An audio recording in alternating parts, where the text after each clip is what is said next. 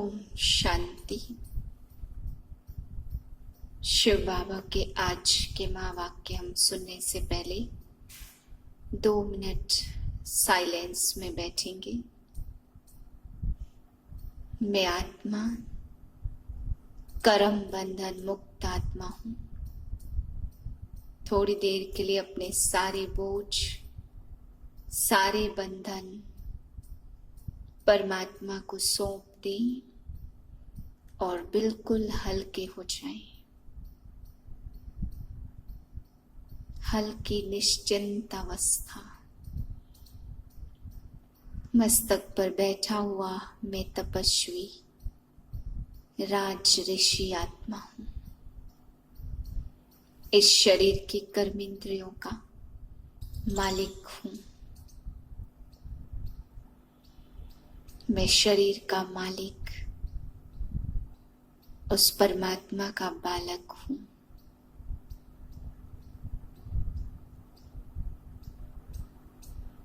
बच्चा बनकर, उसका विद्यार्थी बनकर उनके महावाक्य को ग्रहण कर रही हूं। 18/9/2020 के महावाक्य हैं। आज बाबा ने बच्चों को एक विशेष बहुत अच्छी बात समझाई है कि राजा कौन बनेगा और छोटा पद किसे मिलेगा। बाबा ने फोकस किया कि बच्चे जो सुबह का मुकर्रर टाइम है, जो बाबा योग का और मुरली का मुकर्रर टाइम रखते हैं, उस टाइम पर सेंटर पर आकर के जो मुरली सुनते हैं, मुकर्रर टाइम को फॉलो करते हैं, फ्रेश होकर के बाबा की याद में बैठते हैं। बाबा ने कहा वही सपूत भी हैं और वही राजा बनेंगे। बाकी तो बाबा ने कहा कपूत है, वह जाकर फिर झाड़ू लगाएंगे। अगर फ्रेश होकर सुबह याद में नहीं बैठते हैं, क्लास में नहीं बैठते हैं पढ़ाई के टाइम पर, तो बाबा ने कहा फिर वो बच्चे जाकर सतयुग में झाड़ू लगाएंगे, वे राजा नहीं बन सकते। तो बाबा ने आज ये बहुत अच्छे पुरुषार्थ की बात हम बच्चों को बताई है। फिर बाबा कहते बच्चे तुम शांति के निमित्त हो, इसलिए कभी भी तुम किसी भी बात में, चाहे कैसी भी कंडीशन आए, कैसी भी बात आए, तुम कभी भी अशांत नहीं हो सकते। क्योंकि शांति स्थापन करने वाले अगर अशांत हो जाए तो फिर वो कैसे कहेंगे कि हम शांति के निमित्त हैं। बाबा ने कहा मोक्ष तो किसी को मिलता नहीं है, केवल एक बाप भी जब मोक्ष में नहीं रहता तो किसे मोक्ष कैसे मिल सकता है। लेकिन यह बातें बड़ी सावधानी से, बड़े आराम से सबको समझानी है। फिर बाबा कहते हैं कि तुम बच्चों को बड़ा ही शीरखंड होकर के रहना है। बहुत ही जैसे 6-7 परिवार भी कलयुग में कहीं कहीं बहुत शांति से रहते हैं, ऐसे ही तुम बच्चों को भी शांति के सागर बाप मिला है। तो सपूत बच्चे सदैव शांत चित स्थिति में रह करके बड़े प्रेम से, बड़े मीठे तरीके से रहेंगे। मीठे बच्चे तुम विश्व में शांति स्थापन करने के निमित्त हो, इसलिए तुम्हें कभी भी अशांत नहीं होना चाहिए। प्रश्न है बाप किन बच्चों को फरमान बरदार बच्चे कहते हैं। उत्तर है बाप का जो मुख्य फरमान है कि बच्चे अमृत वेले सवेरे उठकर बाप को याद करो, इस मुख्य फरमान को पालन करते हैं। सवेरे सवेरे स्नान आदि कर फ्रेश होकर मुकर्रर टाइम पर याद की यात्रा में रहते हैं। बाबा उन्हें सपूत व फरमान बरदार बच्चे कहते हैं। वही जाकर राजा बनेंगे, कपूत बच्चे तो झाड़ू लगाएंगे। ओम शांति। इसका अर्थ तो बच्चों को समझाया। ओम अर्थात मैं आत्मा, ऐसे सब कहते जीव आत्मा है जरूर, सब आत्माओं का बाप भी एक है। शरीरों को बाप अलग अलग होते हैं, यह भी बच्चों की बुद्धि में है। बाप हद के बाप से हद का और बेहद के बाप से बेहद का वर्षा मिलता है। नई दुनिया में सुख है, दुख तो हो नहीं सकता, किसको भी समझाना बहुत सहज है। शांति और अशांति की बात यहाँ विश्व पर ही होती है। वह तो है निर्वाण धाम, जहाँ शांति अशांति का प्रश्न ही नहीं उठ सकता। बच्चे जब भाषण करते तो पहले पहले विश्व में शांति की बात उठानी चाहिए। मनुष्य शांति के लिए बहुत प्रयास करते हैं, वास्तव में इसमें दौड़ा दौड़ी करने की दरकार नहीं है। सिर्फ अपने स्वधर्म में टिको। तुम एवर शांत बाप के बच्चे हो, यह वर्षा उनसे मिलता है। उनको कोई मोक्ष आदि नहीं कहेंगे। मोक्ष तो भगवान को भी नहीं मिल सकता, उनको मोक्ष नहीं कहेंगे। भगवान को भी पार्ट में जरूर आना है। यह विचार सागर मंथन करने की बातें हैं। सर्विस पर तुम बच्चे हो तो तुमको समझाना होता है। दिन रात सर्विस में रहते हैं, म्यूजियम में सारा दिन आते ही रहेंगे। रात्रि को 10-11 बजे तक कहाँ आते हैं, सवेरे 4 बजे से भी कहाँ सेवा करने लगते हैं। यहाँ तो घर है, जब चाहे तब बैठ सकते हैं। सेंटर्स में तो बाहर से दूर दूर से आते हैं तो टाइम मुकर्रर रखना पड़ता। यहाँ तो कोई भी टाइम से बच्चे उठ सकते हैं, परंतु ऐसे टाइम तो नहीं पढ़ना है जो बच्चे उठे और झुटका खाएं। इसलिए सवेरे का टाइम रखा जाता है। जो स्नान आदि कर फ्रेश हो जाएं, फिर भी टाइम पर नहीं आते तो उनको फरमान बरदार नहीं कह सकते। लौकिक बाप को भी सपूत और कपूत बच्चे होते हैं ना। बेहद के बाप को भी होते। सपूत जाकर राजा बनेंगे और कपूत जाकर झाड़ू लगाएंगे। मालूम तो सब पड़ जाता है। कृष्ण जन्माष्टमी पर समझाया है, कृष्ण का जन्म जब होता तब तो स्वर्ग है। एक ही राज्य होता है, विश्व में शांति है। स्वर्ग में तो बहुत थोड़े मनुष्य होंगे। वह है ही नई दुनिया, वहां अशांति हो नहीं सकती। शांति तब है जब एक धर्म है। जो धर्म बाप स्थापन करते हैं, बाद में जब और धर्म आते तो अशांति हो जाती है। वहां है ही अशांति। 16 कला संपूर्ण है ना। चंद्रमा भी जब संपूर्ण होता है तो कितना शोभता है। उनको फुल मून कहा जाता। त्रेता में तो 3/4 कहेंगे तो खंडित हो गया ना। 2 कला कम हो गई। संपूर्ण शांति सतयुग में होती है।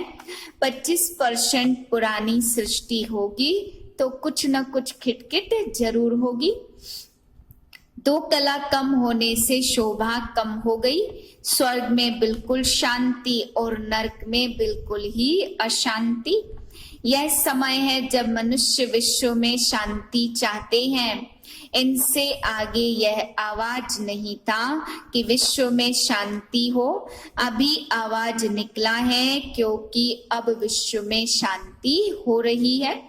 आत्मा चाहती है कि विश्व में शांति होनी चाहिए। मनुष्य तो देह अभिमान में होने के कारण सिर्फ कहते रहते विश्व में शांति हो। 84 जन्म अब पूरे हुए हैं। यह बाप आकर समझाते, बाप को याद करते रहते हैं। वह कभी किस रूप में आकर स्वर्ग की स्थापना करेंगे। उनका नाम ही है हेविनली गॉड फादर। यह किसको भी पता नहीं है कि हेवन कैसे रचते। श्री कृष्ण तो रच न सके। बच्चे जानते हम बेहद के बाप के सामने बैठे हैं। अज्ञान काल में भी बाबा का देखा हुआ है। 6-7 कुटुंब भी बड़े प्रेम से रहते हैं। तो बच्चों को चलन कितनी अच्छी होनी चाहिए। एकदम सिर खंड होकर चलते। कहाँ तो घर में 2 होंगे तो भी लड़ते झगड़ते रहेंगे। बहुत बहुत शीरखंड बनना है, यह समझ की बात है। किसको दुख तो नहीं दिया। अंदर में जांच करो, कोई विकर्म तो नहीं किया। ऐसे कोई बैठकर अपने को जांचते नहीं है। लौकिक बाप का बच्चा तंग करता है तो कहेंगे ना यह तो मरा भला। कोई आदत पड़ जाती है तो पक्की हो जाती। यह समझ नहीं रहती कि हम तो बेहद के बाप के बच्चे हैं। हमको विश्व में शांति स्थापन करनी है। शिव बाबा के बच्चे हो, अगर अशांत होते हो तो शिव बाबा के पास आओ। वह तो हीरा है, वह झट तुमको युक्ति बताएंगे, ऐसे शांति हो सकती है। शांति का प्रबंध देंगे। ऐसे बहुत हैं, चलन दैवी घराने जैसी है नहीं। तुम अब तैयार होते हो फूलों की दुनिया में जाने के लिए। यह है गंदी दुनिया, वैश्यालय, इससे तो नफरत आती है। विश्व में शांति होगी तो नई दुनिया में संगम पर हो नहीं सकती। यहाँ शांत बनने का पुरुषार्थ करते हैं।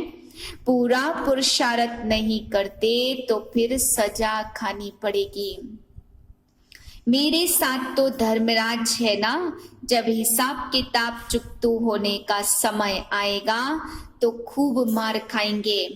कर्म का भोग जरूर है, बीमार होते हैं वह भी कर्म भोग है।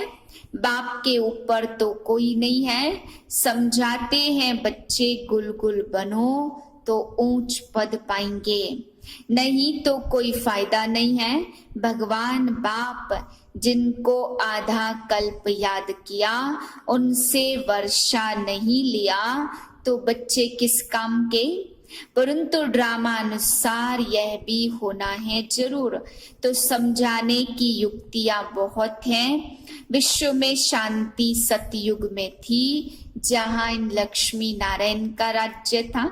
लड़ाई भी जरूर लगेगी क्योंकि अशांति है ना। कृष्ण फिर आएगा सतयुग में, कहते हैं कलयुग में देवताओं का परछाया भी नहीं पड़ सकता। यह बातें तुम बच्चे अभी सुन रहे हो। धारणा भी करनी है, सारी आयु लग जाती धारणा करने में। कहते हैं ना सारी आयु समझाया फिर भी समझते नहीं है। बेहद का बाप कहते पहले पहले मुख्य चीज को समझाओ। ज्ञान अलग और भक्ति अलग चीज है। आधा कल्प है दिन और आधा कल्प है रात। शास्त्रों में कल्प की आयु ही उल्टी लिख दी है, तो आधा आधा भी नहीं हो सकते। तुम्हारे में कोई शास्त्र आदि पढ़े हुए नहीं है तो अच्छे हैं, पढ़े हुए होंगे तो संशय उठाएंगे, प्रश्न पूछते रहेंगे। वास्तव में जब वानप्रस्थ अवस्था होती तब भगवान को याद करते हैं कोई न कोई की मत से। फिर जैसे गुरु सिखलाएंगे भक्ति भी सिखलाते। ऐसे कोई नहीं जो भक्ति ना सिखलाए। उनमें भक्ति की ताकत है, तब तो इतने फॉलोअर्स बनते हैं। फॉलोअर्स को भक्त पुजारी कहेंगे। वहां सब है पुजारी, वहां पुजारी कोई होता नहीं है। भगवान कभी पुजारी बनता नहीं है। अनेक पॉइंट्स समझाई जाती हैं। धीरे धीरे तुम बच्चों में भी समझाने की ताकत आती जाएगी। अभी तुम बतलाते हो कृष्ण आ रहा है, सतयुग में जरूर कृष्ण होगा, नहीं तो सारी वर्ल्ड की हिस्ट्री ज्योग्राफी रिपीट कैसे होगी। सिर्फ एक कृष्ण तो नहीं होगा, यथा राजा रानी तथा प्रजा। इसमें भी समझ की बात है। तुम बच्चे समझते हो हम तो बाप के बच्चे बने हैं। बाप वर्षा देने आए हैं। स्वर्ग में तो सभी आएंगे नहीं, ना त्रेता में आ सकते। झाड़ आहिस्ते आहिस्ते वृद्धि को पाता रहता। मनुष्य सृष्टि रूपी झाड़ है तो वहां है आत्माओं का झाड़। यहाँ ब्रह्मा द्वारा स्थापना, फिर शंकर द्वारा विनाश, फिर पालना। अक्षर भी यह कायदे सिर बोलने चाहिए। बच्चों की बुद्धि में यह नशा है। यह सृष्टि का चक्र कैसे चलता, रचना कैसे होती।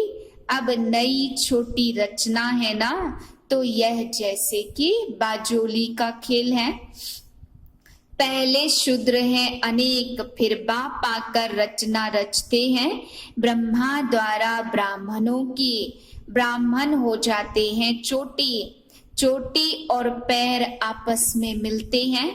पहले ब्राह्मण चाहिए। ब्राह्मणों का युग बहुत छोटा है। पीछे है देवताएं। यह वर्णों वाला चित्र भी काम का है। यह चित्र समझाने में बहुत आसान है। वैरायटी मनुष्य तो वैरायटी रूप है। समझाने में कितना मजा आता। ब्राह्मण जब है तो सब धर्म है। शूद्रों से ब्राह्मणों का सैपलिंग लगता है। मनुष्य तो झाड़ के सैपलिंग लगाते हैं। बाप भी सैपलिंग लगाते जहां विश्व में शांति हो। अच्छा, मीठे मीठे सिकिलदे बच्चों प्रति माता पिता बाप दादा का याद प्यार गुड मॉर्निंग। रूहानी बाप की रूहानी बच्चों को नमस्ते। हम रूहानी बच्चों की रूहानी बाप को नमस्ते।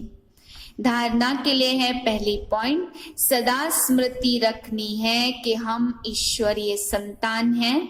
हमें शिरखंड रहना है, किसी को भी दुख नहीं देना है। दूसरी पॉइंट है, अंदर में अपनी जांच करनी है कि हमसे कोई विकर्म तो नहीं होता। अशांत होने तथा अशांति फैलाने की आदत तो नहीं है। वरदान है एक बाप दूसरा न कोई, इस स्मृति से बंधन मुक्त योग युक्त भाव। अब घर जाने का समय है, इसलिए बंधन मुक्त योग युक्त बनो। बंधन मुक्त अर्थात लूज ड्रेस टाइट नहीं, ऑर्डर मिला और सेकंड में गया। ऐसे बंधन मुक्त योग युक्त स्थिति का वरदान प्राप्त करने के लिए सदा यह वायदा स्मृति में रहे कि एक बाप दूसरा न कोई। क्योंकि घर जाने के लिए व सतयुगी राज्य में आने के लिए इस पुराने शरीर को छोड़ना पड़ेगा। तो चेक करो ऐसे एवर रेडी बने हैं या अभी तक कुछ रस्सियां तो बंधी हुई नहीं है। यह पुराना चोला टाइट तो नहीं है। स्लोगन है, व्यर्थ संकल्प रूपी एक्स्ट्रा भोजन नहीं करो तो मोटेपन की बीमारियों से बच जाएंगे। ओम शांति।